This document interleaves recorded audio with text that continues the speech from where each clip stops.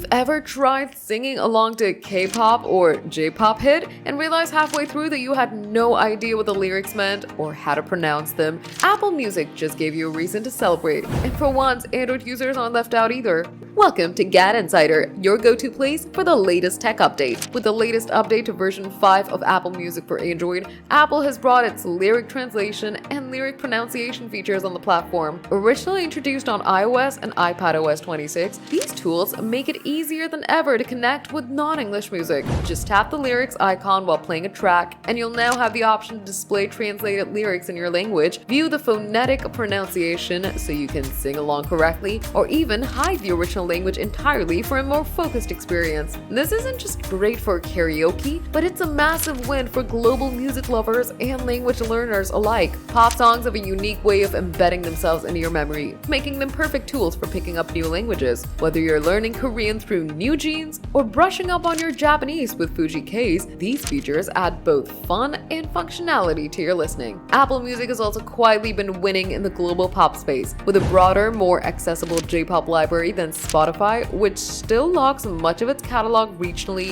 and playlists that make discovery easy.